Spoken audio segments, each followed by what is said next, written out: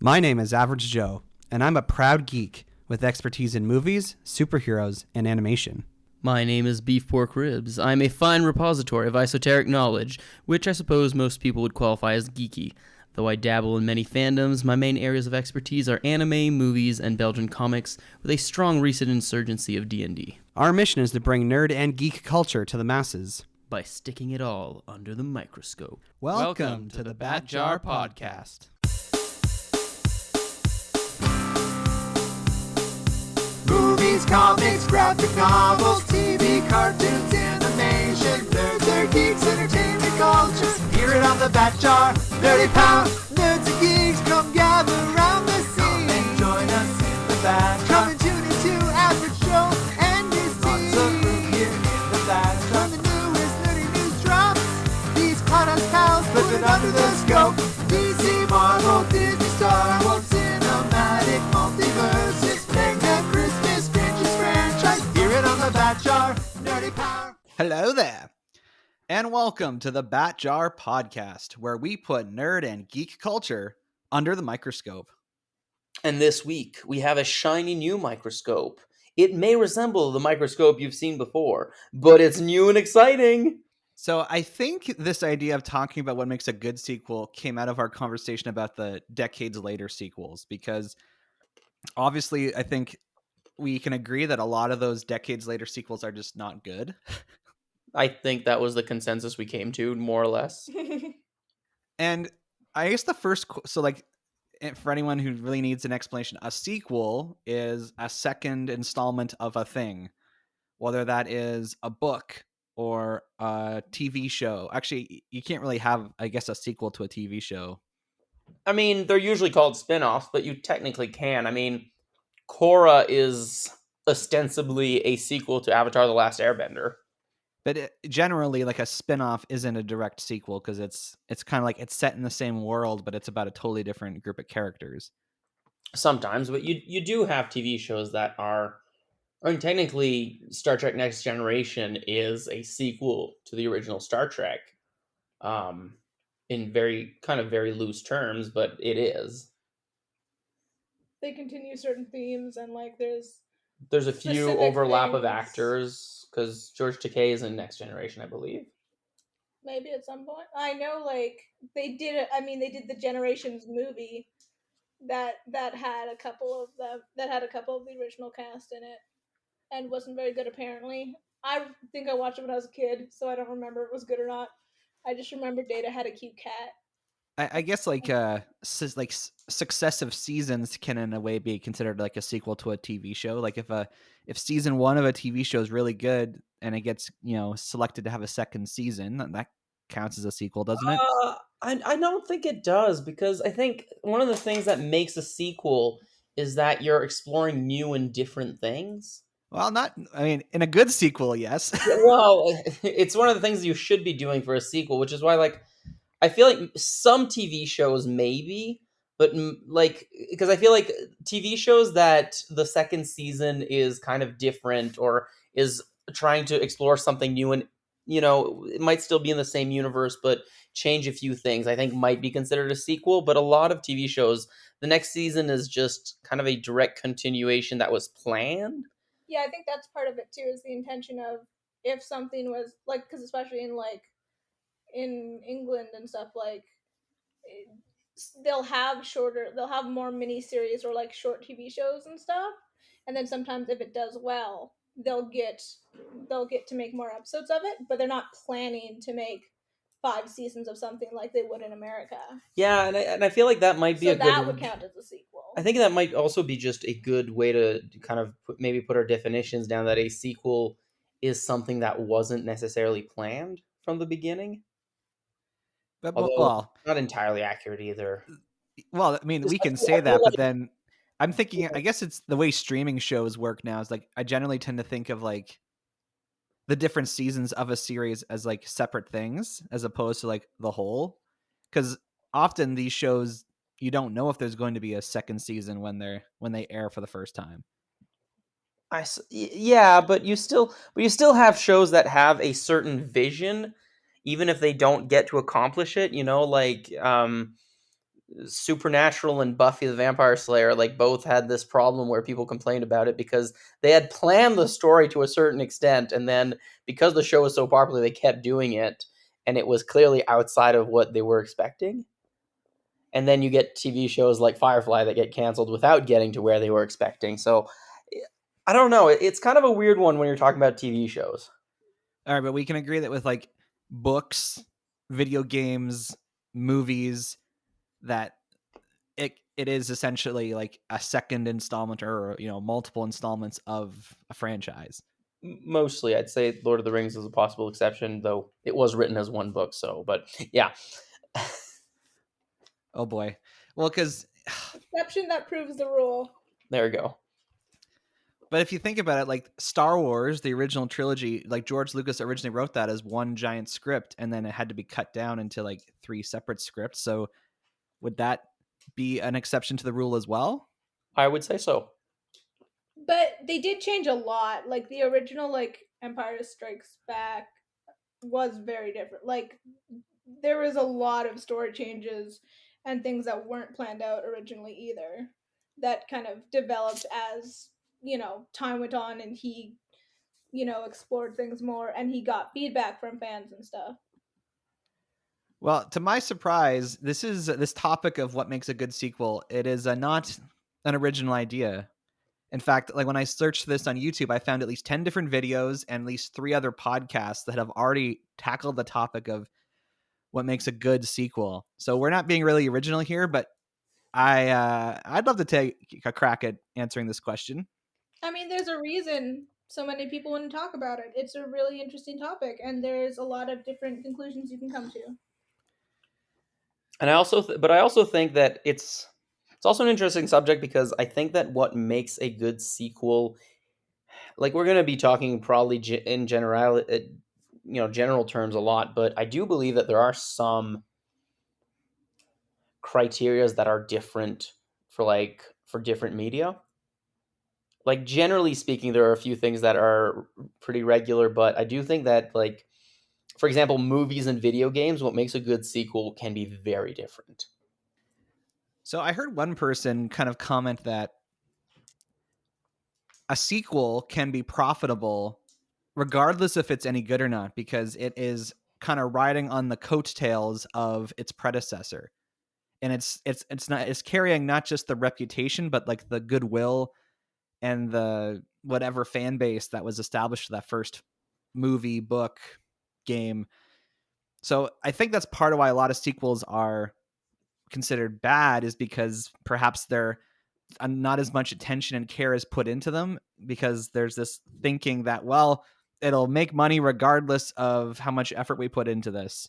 Well, I mean, Cruella, not to rag on it any more than we did on in our episode, but I mean, regardless of what how you feel about that movie, it was riding a lot on the fame and the general public knowledge of the 101 Dalmatians series up until then, right? That's the thing. Sequels, remakes, and adaptations to a smaller extent all have that problem where it's really easy to do it lazily and get away with it. So a lot of studios do that, and they can't resist that temptation to try to make a quick buck and not to put the effort it deserves into it, because they know they can skate off of name recognition and stuff like that. Yeah.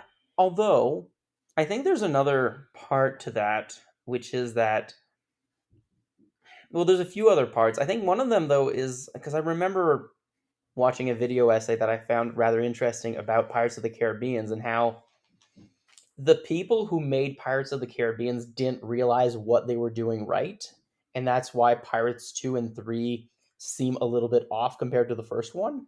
But whether you feel that way about that particular franchise, I do think that it is something that sometimes is hard to tell and or hard to replicate. Like whatever your original love for something was, and maybe the effort you put into it is what resonated with people, and then you try to do it again, and it can be hard to pinpoint exactly what it was you were doing right, especially if you don't have the same energy and love for the project as you did for the original. Yeah, you make the point there. We should probably maybe even like create some categories of sequels and we can discuss which ones are good or not. We've obviously discussed the decades later sequel that maybe we can just call it the generational sequel, the one that like takes a long time to get made. And unfortunately, I think a crucial factor in most of those movies is the amount of time. It's very rare that a movie that is a sequel to something made more than 2 decades later actually ends up being either a hit with audiences or critics. Although I think there's, and this is where like movies I think are different from certain other things because it depends if the time between the titles was due to development or just people forgot about it and then started doing it again.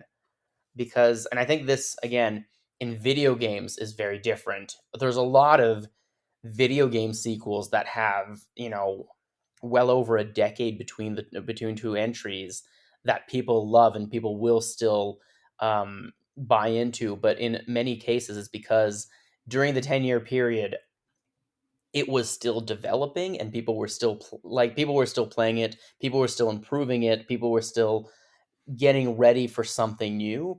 Whereas, and that's the same thing with certain movies, like if the fan base is still alive, still discussing, still helping the creators get input, and if the reason why there's such a long time between two products is because they are trying to make a really good sequel, then that usually has a different effect. And I'm thinking, even I can't remember, was Blade Runner technically qualify? Did Blade Runner technically Yep. qualify? Yeah. Yep.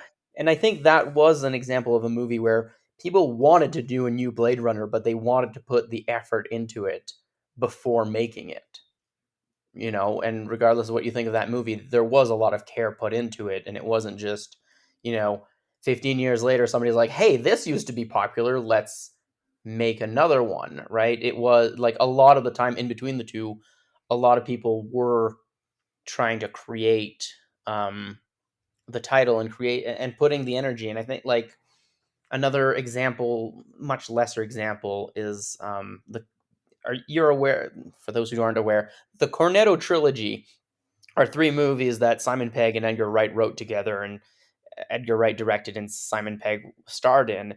And they took a lot of time to write the third one. There was a bigger gap between um, That Hot doesn't really Fuzz count as and a the other one. trilogy, though. They're not. No, but the idea here is that it works in my analogy that they were working on the script and working on that project for the years between the two movies. And And this, sorry, no, I was gonna say the Bill and Ted. Uh, oh my gosh, pardon me, sleep brain. Sorry.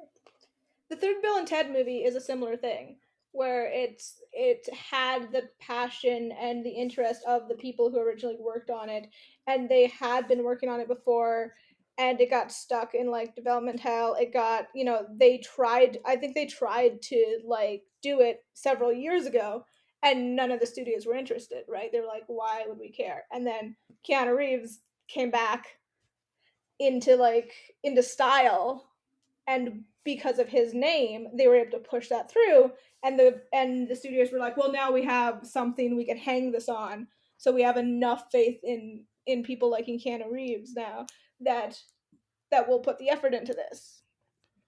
so a generational sequel can work, and it's more rare that it succeeds in movies than other mediums. I guess the contrast to like the generational sequel that takes a long time to get made for various reasons is the kind of immediate sequel, the one that's sort of put into production as immediately as soon as the first thing is successful. And I think this is where we see a lot of bad sequels because there's not enough time for either audiences to kind of like bring back the interest, or there's no time to really like look at feedback that audiences or critics had. I'm particularly thinking of like Batman and Robin when I think of Yeah. this, because it came out less than 2 years after Batman Forever, and Batman Forever was an enormous success. It was like the highest grossing film of its year, and they just sort of said, let's just do more of what was in that, and do even better. Which is so funny because that exact same franchise learned that lesson in the previous movie. Like, Batman Returns was proof that more is not always better, and like we had just the right amount of Tim Burton wackiness in the first Batman, and then they gave him free reign and he went overboard and they took it away from him. And then they just did the exact same thing again. with Joel Schumacher. Yeah. Yeah, But I so think, but I think again that one, like if we're looking at generally, yes, those tend to be worse. And I think we did kind of pinpoint it as that, it was popular, therefore it needs to immediately be done again. And well, especially, movies take a long time to write, and I just remember, or to write and to prepare, and like I just remember watching the bonus features behind the first Total Recall movie, and learning that like the script for the movie Total Recall had been floating around Hollywood for like 20 years or something like that before it actually got made. And I feel like that's pretty common. And a lot of like passion projects, it's that somebody keeps pushing to do it, and then takes several years or whatever amount of time to perfect it, and then when they get the go ahead, it's already ready, it's already in their mind, and they can get it done. And yeah, the immediate sequel kind of kills that, because it's like, okay, now we need more of the same, but not. now, granted, there are a couple sequels that I can think of that were released within 2 years of the original that are actually quite good. Some would say even better than their original counterpart. But do we have an idea of like what is the sweet spot? Like, what's the ideal amount of time there should be between entries in a franchise? I mean, I don't think there is necessarily a sweet spot, because I think it depends on partially who picks it up too. Like if it's the original creator, usually I think it would take longer, because usually it'll have been a big passion project, and then they'll get to a point where they need to work on, like they need to do it again, and it'll take more creative energy. But sometimes, which is I think the case in some, maybe not immediate sequels, but like some sequels where somebody will watch a movie and be inspired by it and make a really good sequel to it because they had inspiration. I'm thinking of things like Aliens or Terminator 2, that a lot of the same people, but a lot of also different people, different director worked on it and did a very good job, but mostly because they saw the first one, like, wow, I see potential for this, and then picked it up to make something different. There's the I call it the all at once sequels. And you don't see much of this nowadays, but this idea of like, let's film multiple movies at once over just a long period of time, like over a whole year, and release them over a number of years. And that's the riskiest one, I would say, because if you're really banking on the approach you're taking to be successful and that people will want to see multiple movies in this whatever series you're creating, Lord of the Rings and the Infinity War and Endgame, those are kind of like the only two modern examples of this I can think of, where they literally shot multiple movies at once and just had different actors on set at different times. Back to the Future did it too with the two. The original was supposed to be standalone, but once they realized they had a winner, they filmed 2 and 3 at the same time. Oh, so that's another category that I call it the make it a trilogy sequel. Yeah. Because that's a different thing where you're right. It's the same idea that I just talked about with the all at once. But the make it a trilogy sequels are ones where a movie is successful on its own, not necessarily meant to have a sequel, but then they think, oh, let's make a sequel by filming 2 movies at the same time and creating a whole trilogy. And that's not a great model for success. And I love Back to the Future. I've seen like all the behind the scenes stuff. And directors and the actors kind of talked about it, retrospectively and been like, yeah, you know what? Back to the Future 2 really suffered from the fact that they were shooting Back to the Future 2 and Back to the Future 3 at the same time. Like, neither of them are as good as the original, obviously, but Back to the Future 2, like, specifically more kind of because they're juggling all this stuff, right? And they're already juggling so much with time travel, and then they're also doing like 2 different time travel movies at the same time, and it's just like, yeah, that middle movie didn't get kind of the love and respect and effort that it needed to to be, a solid movie. because they were so busy trying to figure out how to end the trilogy they decided to create. Yeah, and you mentioned Pirates of the Caribbean, the Matrix sequels. These are all examples of the let's make it a trilogy sequel where the original film was successful, and I don't think The Matrix or Back to the Future or Pirates of the Caribbean were written to set up a sequel. They were kind of in different ways open-ended. No, I But mean, Pirates had more. I feel like Pirates of the three had more fuel for a sequel, if that makes sense. Like there yeah, were a few more things in that universe that were unresolved at the end of the first movie. But it's just because of the genre that it happened to be open enough for a sequel, because that type of swashbuckler like action like genre tends to end with that type of like on to the next adventure feeling, right? That's true. So it's not like they definitely were not planning on on making any more movies, but they got lucky that because the way you end that type of movie tends to be a lot more open-ended and like a lot more looking towards the horizon, that it if you're watching them all in a row, it's not as jarring as watching some other sudden trilogy sequels. yeah. I mean, I remember the writer for Back to the Future I heard him say, like, we obviously didn't have a sequel in mind when we wrote the original because we wouldn't have ended the first film with Jennifer, the girlfriend, being in the car with them because they really had to like write around that when they came time to doing the sequels. They just immediately knocked her out. It's very funny.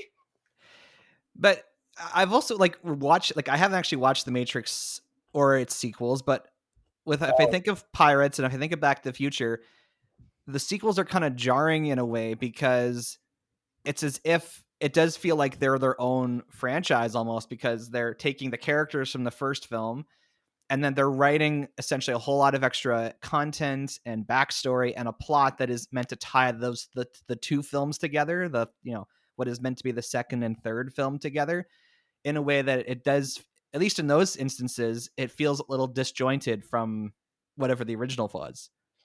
I mean, yes, but it can be done. Like again, of all those examples, I think Back to the Future is the better one. Pirates was all right because they were still like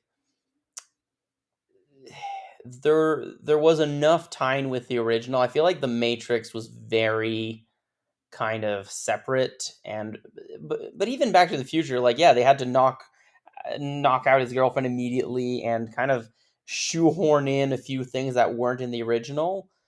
And The Matrix, like I'm pretty sure the second Matrix movie literally starts with like, "Hey, guess what? The villain's not dead," and in a really, really strange and abrupt way. And like, There's a lot of weird oh retconning in the yeah, Matrix, and like, oh, it was really this all the time. No, really, we totally planned this way. yeah. I mean, I love Agent Smith and Hugo Weaving was great, but like, it made absolutely no sense for him to be there. Yeah, and you get that problem too with if a sequel isn't planned first, or they didn't even have the idea of it. And one of the things that was popular about the original was the villain or the antagonist, and they try to bring it back, and it's like, it's that thing. It's kind of that problem you have with comic books sometimes, where it's like, you're like, there's no stakes because everyone in this fight is too precious to kill. They won't kill them, and even if they do, they'll be back in 2 weeks. They're, no one's willing to like actually make that decision. And it's the same problem with that, where they're like, oh yeah, like we've decided our villain is too precious to kill because people really liked that villain, and it's like, no, you're doing a disservice to the villain's previous story, to the story of the entire previous movie, to the world, by just retconning it to bring them back and do the exact same villain again. Like, at least if you're going to continue the world and continue the story with the protagonist, make a new threat. It can be on the same theme, but yeah, bringing back Agent Smith was like, it feels really weird, and it does it just starts you off with a bad taste in your mouth. And that's one of the nuances of how to make a good sequel, is that it has to feel similar. Like, it has to feel like I heard someone describe it, it has to be like a new chapter in the same book. So it has to somehow like make you feel like you're in the same world as the original, without repeating too much, because some of the worst sequels I can think of, or the most unoriginal sequels, are where it's literally just repeating things that happened in previous entries. Yeah. And that's why my favorite of the new Star Wars movies is The Last Jedi. It has its faults, but at least it tried to do something different. Whereas The Force Awakens has some good moments and has some interesting characters, but it's, I can't get over the fact that it is basically just A New Hope all over again, and it's just the beats are too similar, and it feels like, do your own thing, guys. And it's not this, like, it is really important to capture tone in a continuation of something, and capture like the feeling and the characterization of the world and stuff. But that doesn't mean you have to like literally be like, yep, it's the exact same storyline. You can have that continuity of the world without being like, yeah, history just repeats itself every 20 years, you know? Although, and this one, I'm just coming back quickly to the let's make it a trilogy. I'm gonna once again take from something from video games, the Halo franchise. The first Halo game was just its own thing. It was super successful, and then Halo 2 and 3, they weren't made exactly at the same time, but it's a very similar thing. They came out very close together, and it was very like they had tie-ins to one another, like very direct tie-ins. Halo 2 finishes on this weird narrative note that doesn't make any sense unless you play the third game. And it did, even though there is definitely a like it's not super jarring, but there is a difference between the first one and then second and third. But it was able to go a lot more into the backstory and into characters, which is something that you do want from a sequel. So like let's make it a trilogy. I don't think there's ever a way to make that type of a sequel not jarring, but there are ways to make it a little bit to still have good sequels. And I think that a lot of people have this problem with like sequels where they're like, oh, a good sequel is something as good as the original. And it isn't. I don't think that's what makes a good sequel. In fact, some sequels are better than the original because, there are certain things that it does well.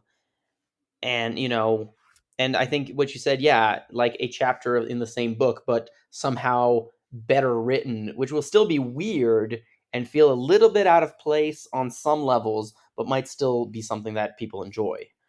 I was actually going to ask that question, like, should a sequel be better? Because when I look at the list of like at least for movies, like what are deemed like the best movie sequels, they're in most cases objectively like just better films than their predecessor.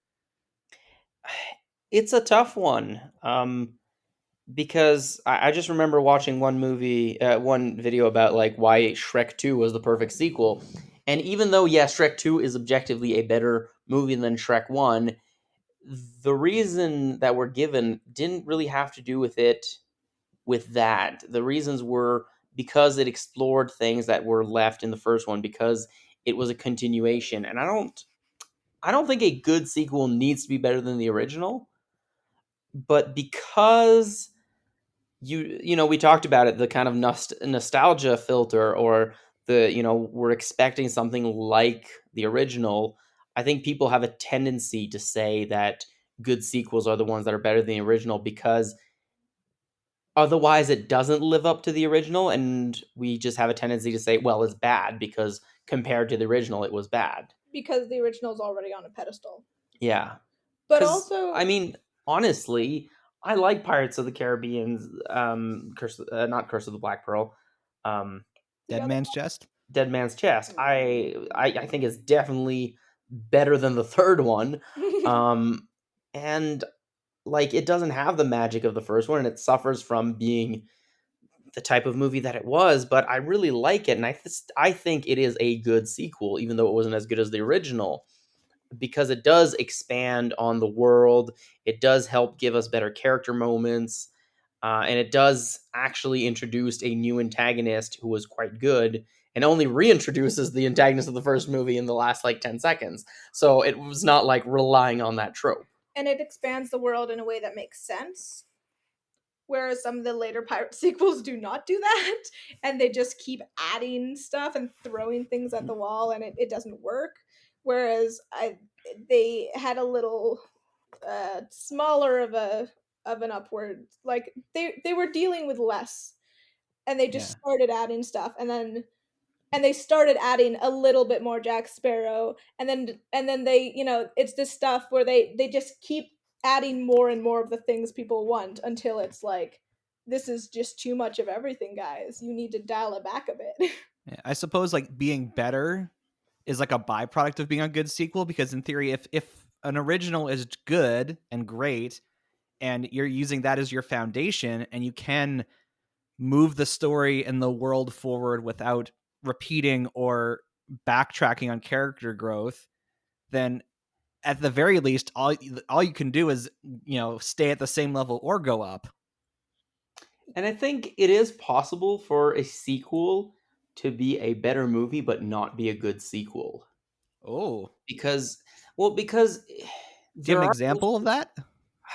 I'm trying to think, but like instances where the first movie had interesting ideas, but that were not expanded properly, and then the second movie does it very well, but doesn't really add anything. I think, Because I think of the Winter Soldier when you say that, because it is technically like the second Captain America movie, but it's so different from the first Avenger, like the first Captain America. yeah, and it also like it's thematically different.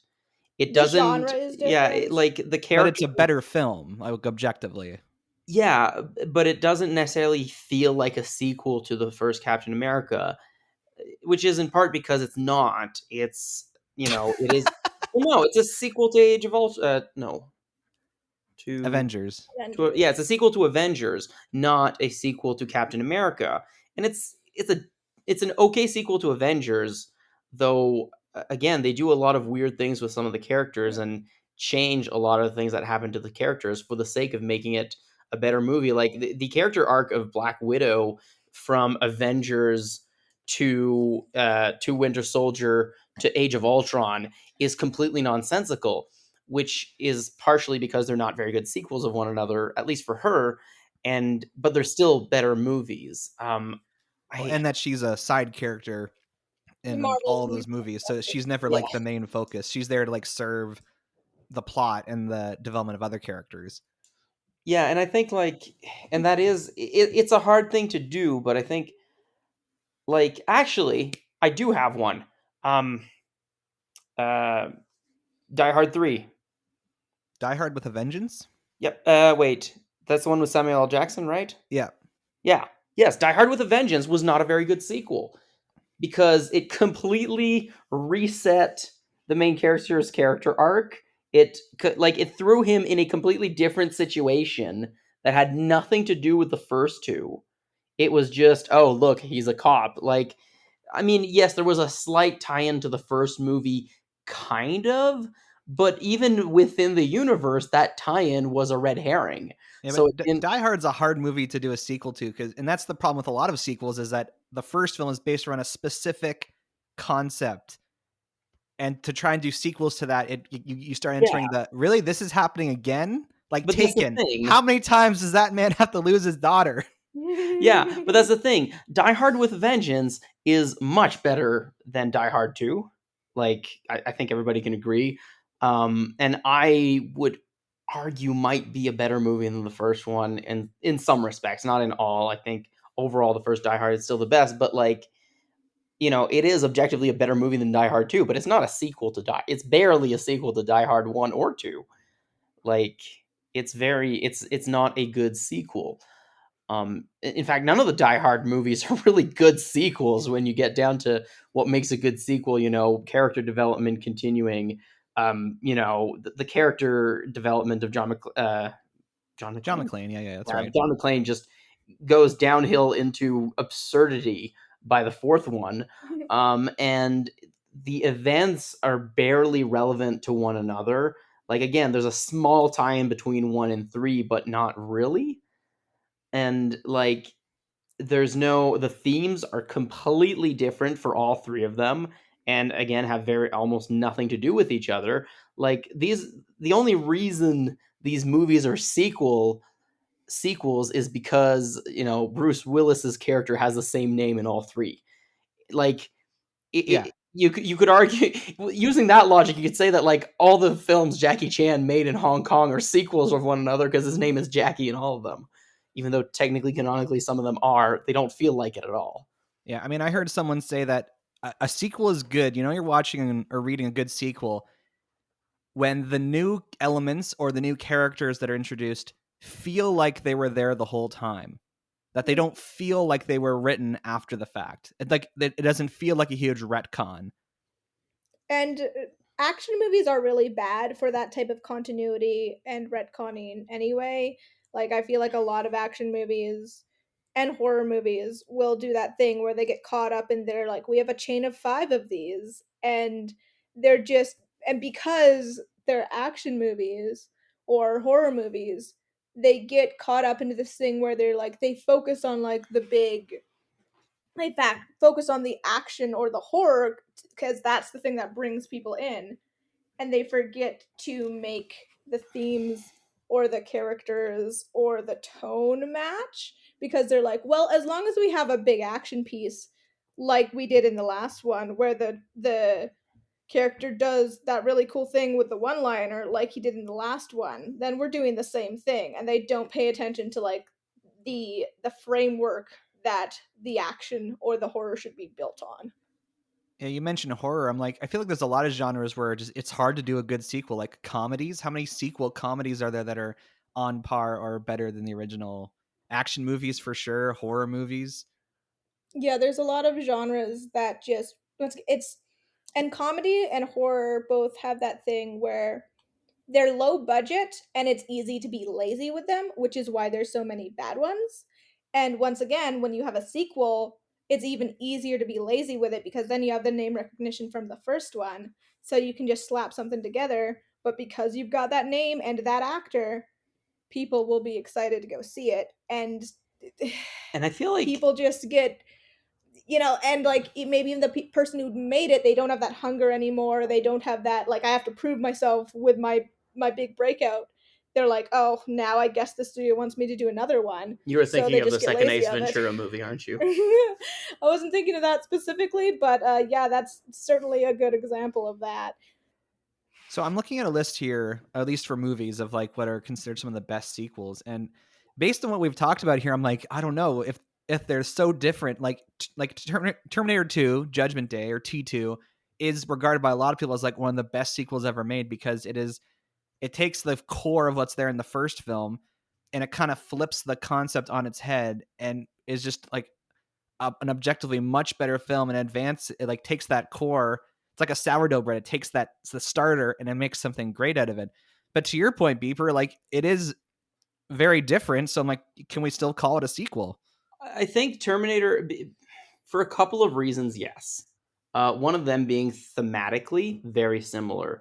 The idea of free will versus predetermination is present in both movies. It's a lot more explicit in the second one and a lot closer to the core, but also the idea that humans can endure things and humans working together can overcome odds definitely was a theme in both of them.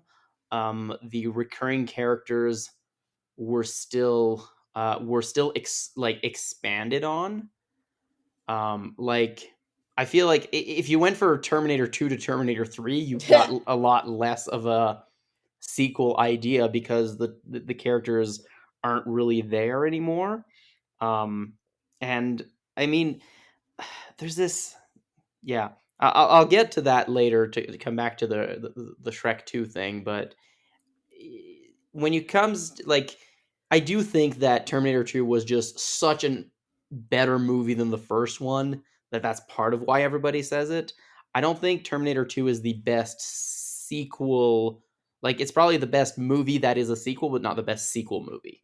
And I think it's interesting that a big part of that is, and with a lot of those examples we were kind of talking about earlier, with like movies being like the sequel being better, is that it's the same a lot of the time. The same people are involved, and they had an idea, and they had a good idea, and you could see the potential in it, and they built on that potential, but they're better now. Like, they're better at what they're doing now. Like, even like Arnold Schwarzenegger was a better actor by the second one than in the first one.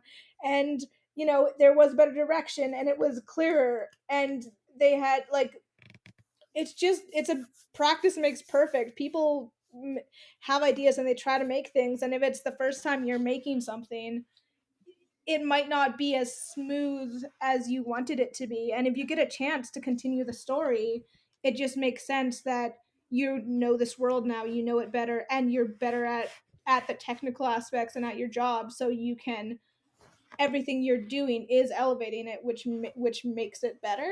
Like, if they hadn't made Terminator 1, then Terminator 2 wouldn't have been as good, because they had to get out the work out all the kinks and the clunky bits in Terminator 1, so that Terminator 2 could like fly.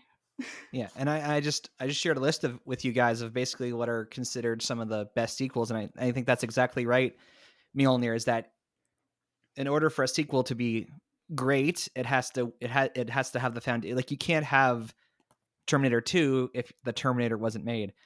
And I think like The Dark Knight is a perfect example of this. Like, I think people often forget it is a sequel to Batman Begins, to be honest, because The Dark Knight has like rose to like a level of acclaim that Batman Begins never reached. And who knows, maybe there is a world where they could have just made The Dark Knight, but you really need that foundation of Batman Begins in order for The Dark Knight to be what it is. Oh no, that they couldn't have made The Dark Knight without Batman Begins. I know a number of people, and I am starting to shift towards being on that list, who absolutely hate the Joker in that movie. Um, and I think that if The Dark Knight had been done without Batman Begins, that list, the people who dislike Heath Ledger's Joker would be much bigger, because he is very different from almost any iteration of the Joker, especially those that were popular at the time. And so, because even in the comics, the Joker started being more like Heath Ledger's Joker after the Dark Knight. And I think that without having created the framework in Batman Begins in which Dark Knight would happen, people wouldn't have been as accepting of the concept of that movie and what happened in it. They needed like a whole movie to set up this weird, like, quotations more realistic dark gritty universe where things are different than the comic books, in order for people to like be okay with the Joker being that different of a vibe. But I will also say, like, I'm looking at this list, and there's quite a few that I could actually like start poking holes at, partially, not necessarily in a terrible way, but I think that in that list, Shrek 2, Toy Story 2, and The Godfather Part 2 are the best sequels. Well, Wrath of Khan is a sequel to like the series, not to the movie that came before it. Like, they have nothing to do with each other. Yeah, that one's a little bit of in a That weird one's spot, weird. but that's the thing, is that I actually think that Dark Knight, even though it depended entirely on Batman Begins, there's a lot of continuity dissonance between those two movies, especially about the architecture and social structure of Gotham, that has always bothered me.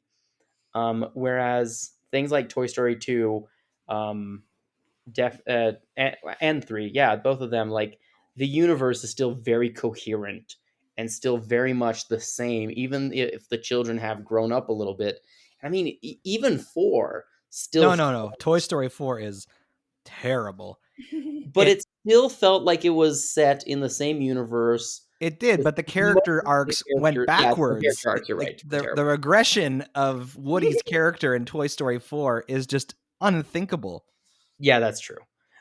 But but 1, But 2, and 3 for the worked world really building. well. Yeah, and like the world building, they tried to like focus more on the world building, which unfortunately like meant that they weren't focusing on the characters as much, which yeah was a mistake in my opinion. But that's also the thing about, I mean, for some of these, like they're the second one, and some of these do like a lot of these have movies after them, right? That to varying degrees did or didn't live up to the things or wrap up things, because you've heard everyone say it, endings are hard, and they are, endings are super hard, but also beginnings are hard, which once again is why a lot of the time the third one in a trilogy is the best, Or the first or one. why sometimes the sequel is better, because once you get that world building out of the way and you've established this world and you've gotten all that out of the way, then you can really focus in on characters and themes and things like that, and then also have the room, if it's a trilogy, to like leave some open so you don't have to wrap everything up into a nice tidy bun. Yeah. It's true what you say. Most of the franchises that are like included in this list of best sequels, they did go on to have multiple iterations after this one that is regarded as great, and they were not as good. So I guess that's to make it another criteria of a good sequel. It should be the second entry, because seemingly, like, I guess Toy Story was the only exception to this until they made Toy Story 4, that for sequels to continually be on the same quality as or before like taking a dip in quality, I should say. Yeah, and they have to, and again, Toy Story, Pixar took the time for all three of those movies to really make it work, right? Whereas I think, and some other movies did it well, like all of the new Planet of the Apes movies. I noticed you put that on the list. I do think they were all solid movies, but I don't know if I'd say they're great sequels though, because they're more of a chronological than thematic continuation. Like, what was Gary Oldman's character in the sequel? It doesn't matter. But he was a great villain. That's the story of the second movie was great, and it was very well set up. But it had very little to do with the first movie, other than the fact that there are apes versus human, kind of, and it's happening later on. But Well, other I mean, than that, Caesar is the main character, and yeah, he learns the lesson that, like, because his takeaway from the first movie is that humans are bad, but in the second one he learns that apes can be bad. yes, but and so it's not terrible, but like I wish that there would have been more. Like one more link to the first one, even just like a little more of a connective tissue. Yeah, it is admittedly, like, especially with the human cast, it feels in a way like a spinoff. Yeah, because Yeah, I really liked, and like I can admit that I think Dawn is probably a better movie overall, but I like Rise of the Planet of the Apes the best of that trilogy, and I really liked it. no, I think Rise is the better one, but And I think War is the best one. War for the Planet of the Apes.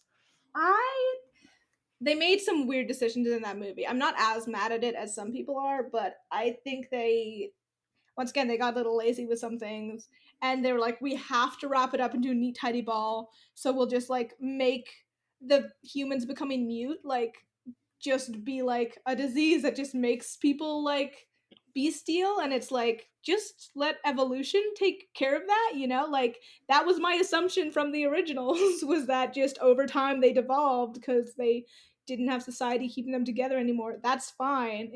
Anyway, they made some weird choices in War, but I'm a sucker for like dad stories, so like I love the relationship between Caesar and James Franco's character in the first one, and it was I thought it was beautiful and it was very well done, and it showed how they both grew and learned from each other and changed by the end of that film.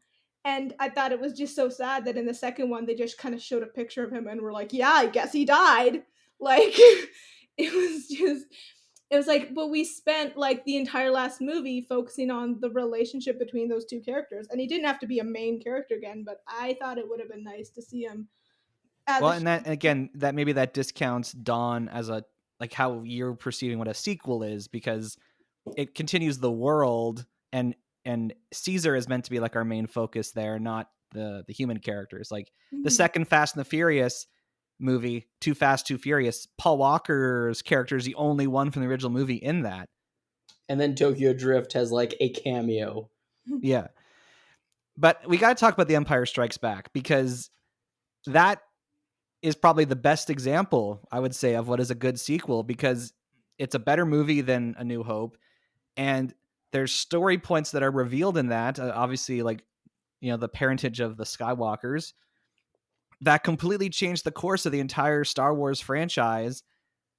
That, yeah, I don't know how else to say it. It's like the best, question mark.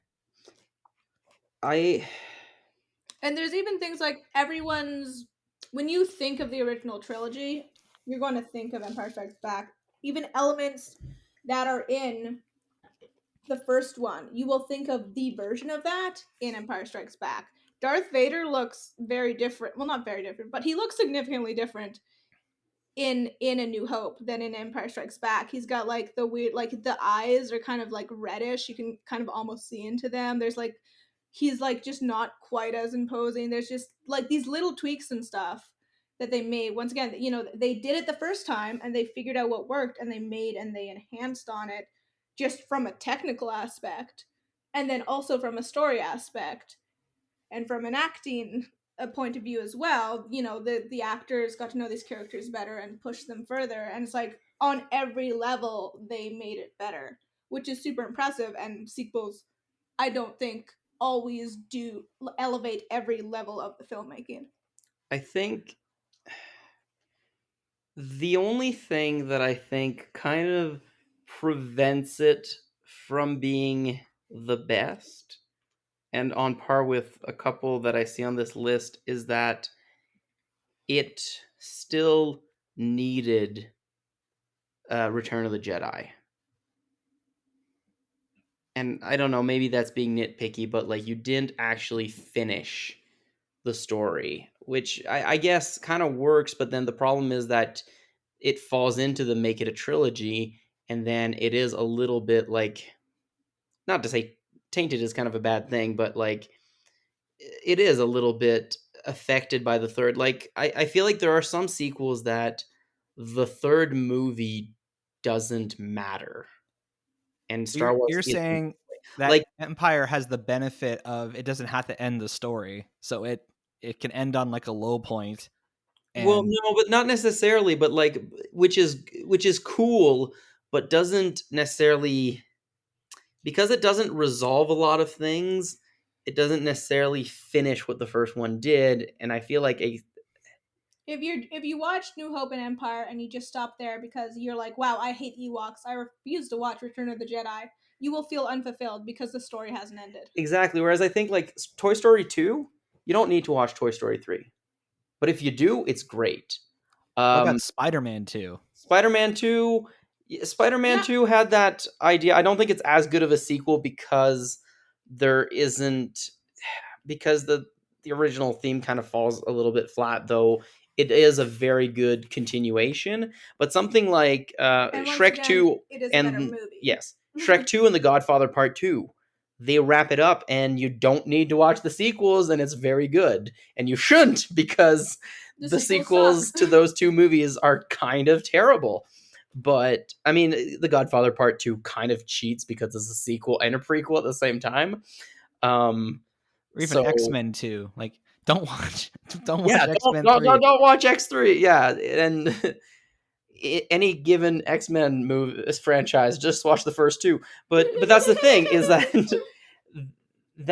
I think that's the only thing that kind of holds Empire Strikes Back, in my opinion, from being actually the best sequel out there, is that it still needed Return of the Jedi. In order to like feel fulfilled in the story, you still have to watch the next movie, which is not as good. Whereas some other sequels, it wraps up enough that you don't feel unfulfilled if you stop there. If you're like, wow, I know the next one sucks, so I'm just gonna stop. And Ben the Movie Buff mentioned Paddington 2. I haven't seen the first or the second, but Paddington 2 has 100% on Rotten Tomatoes, so that means no one had anything negative to say about it. So it must be good, I guess. Question mark? I saw the first one and I thought it was just kind of okay. I haven't seen the second one. I don't know. It's Paddington's it's a very specific vibe, and it like knows what it's doing, and it does it well, I think. So I guess the sequel must have done that as well, which, good for them. I know I listened to this podcast called Scaredy Boys that's just people who don't like horror movies watching horror movies. And they uplift Paddington as their chaser movie. They're like, when we're too scared, we gotta watch Paddington to calm down and just take a break and remember that life is good.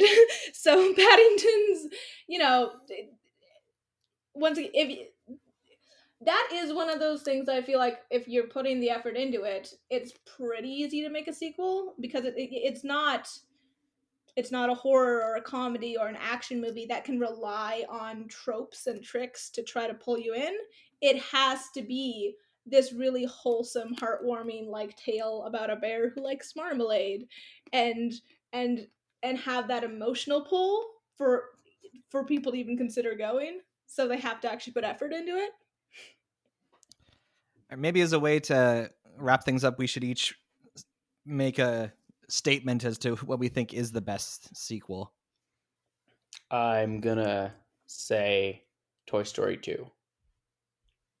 That's my statement. Toy Story 2 is the best sequel ever made. Is that all you got to say about it? Well, I mean, it builds on things that already existed. It feels like the world hasn't changed all of a sudden. It informs decisions and character moments that happen in the first one. It improves technically immensely. Yeah, much nicer to look at. It improves technically, and it wraps up character development that was still hanging at the end of the first one. I can't. I'm blanking on movies right now. Am I allowed to use Marvel movies? They're all sequels of each other. Yeah, that's like a whole different phenomenon. I mean, I like to think of each specific franchise within the MCU as its own thing, but I think our conversation earlier about Winter Soldier kind of breaks that a bit. It depends on the. Yeah, it's really weird to think about, but yeah, like most of the trilogies that have been completed of like main character superheroes, you don't watch them 1, 2, 3. You'll watch them with the Avengers movies in between or whatever, and because otherwise it doesn't make sense. Yeah, like, but Civil War is a good sequel to Winter Soldier. It continues on from Winter Soldier nicely, but like we said, first Avenger to Winter Soldier is a huge jump, and you need to have the Avengers stuff in between, or like it makes no sense. Even though you deterred me, Beepier, from Empire, I still would make the case for The Empire Strikes Back. I think for all the same reasons you said for Toy Story 2, I think that Empire Strikes Back does that for Star Wars, and at a time when sequels were much less common. So I think that says something as well. And if you think about it, there's so many elements of Star Wars that are like Yoda, Boba Fett, the Emperor, characters and parts of the Star Wars lore that are like famous to this day originated in Empire Strikes Back. And again, like going back to that point of elements that are introduced in the sequel kind of feeling like they were there the whole time. I feel like that's Empire is the perfect example of like the deeper dive into what the Force is, and even Luke's parentage and the nature of the relationship with Han and Leia. Like, to me, it's like it's the one you should look at when saying, how do we make a good sequel? Well, what did Empire Strikes Back do? And let's try and in a manner of speaking, not necessarily copy what they did, but try to evoke the same feels that they did. And utilize the same approach without just being like, well, let's do exactly what they did. Can I sarcastically change my mind and say Superman Returns? That's almost like that's like a different kind of, that's like a spiritual sequel. Can I say like the Avengers as a sequel to all the previous movies that were before it? I would say no. That's okay. That's fine then. Because the sequel should be following like one specific thing. Like that's just like it's like having a That's like a group project in school versus like an individual student making something. That's true. Yeah. Now that's the benefit of those kind of universes, is that you can draw from several different places for your movie instead of having to, work on it just yourself. Like the Russo brothers definitely benefited when creating Infinity War and Endgame from the creative work that had been done, in the Guardians movies and the Thor movies and the Ant-Man movies. Like they didn't have to like introduce all that stuff themselves. For sure. And well, that's also an interesting thing about the Marvel movies and sequel, and even the sequels that are like ostensibly supposed to be kind of their own trilogy as well as part of Marvel, like the Captain America or Thor or like Iron Man collection, is that a lot of them are still like they have different directors and they have different they have different visions behind them, and it's it's kind of interesting, and some characters definitely are handled a lot better or worse by certain directors and have very different vibes, and it's one of those things that really makes you appreciate some of those, like even I don't know, even the Matrix movies. There there's some good stuff in those sequels, and at least they all had one full creative vision. Like the Wachowski sisters they did a great job, and like of the first one, and they had a story they wanted to tell. And they're kind of like Tim Burton. I think they get a little full of themselves and they need people to pull them back, or they like throw up their ideas all over the screen and it's too much. But the Wachowskis did work on all of them, and they were trying to make a complete cohesive vision. It's just they didn't have that capacity to do that when they put all their effort into the first one already. And Yeah. I don't know, I just think it is nice when sequels or trilogies have the same director and the same vision going into it. It makes a huge difference sometimes. I'm just going to throw a few things for consideration out there. Age of Empires 2, Super Smash Bros. Brawl, and what was the third one? StarCraft 2, and there was another one I can't remember. Yes, Mega Man X. If that means anything, because we did focus mostly on movies, but there are some excellent video game sequels, and those are out there. I think I know I didn't really bring Also, them up. Lord of the Rings as a sequel to The Hobbit. I didn't really bring them up because because we're mostly talking about movies and things, but yeah, it is interesting how differently sequels work in books and in book series and things like that, and how something that happens a lot in books that doesn't generally happen as much in movies, but in movies based on books does sometimes, is when like the books grow up with its audience because they get released over several years, and then the sequels will be in the same world but become more and more adult, like the Harry Potter books or Percy Jackson. Or I had this like dragon series I read as a kid that the first one was pretty wholesome, and they just kept getting darker and darker as you went on, and I was like, oh, this is really depressing by the end. But it's interesting, but it's something that happens more in that specific genre, which is interesting, that like the pitfalls and the patterns of sequels do change depending on the medium, which is really interesting. If you want to reach the show, you can send us an email at batjarpodcast@gmail.com. or you can tweet us at The Bat Cookie Jar. You can find the Bat Jar Podcast wherever you listen to podcasts, including YouTube, because we got a channel. Share our posts on Facebook, write reviews, give our shows a rating. This will help all people join us inside the Bat Jar, and we appreciate it dearly. So it's time to go inside the Bat Jar and pull out a topic for next week. The new Fast and the Furious movie, I think it's called Fast 9 or F9, is opening up where theaters are open, but not where I am, which is just it's the nature of things. Here. Sorry. Everything's opening here. They've decided Canada Day is the good day to take away all restrictions. All right, this is interesting. Who is the main character of Avatar: The Last Airbender? I think I put that in there, didn't I? You did. I feel like this is an obvious answer, but perhaps our conversation next week will make me see otherwise. Spoiler, it's Appa. Steve Corkribbs has very strong opinions on who the main character is. Get ready for him to like give a very long, well thought out rant/lecture on the subject. Sure. So come back to the Batshar podcast next week when we talk about who the main character really is in Avatar: The Last Airbender. And until that time, I'm Average Joe. I'm Beef Pork Ribs. I'm Mjolnir. Catch you on the flip side. Sparky Boom Guy.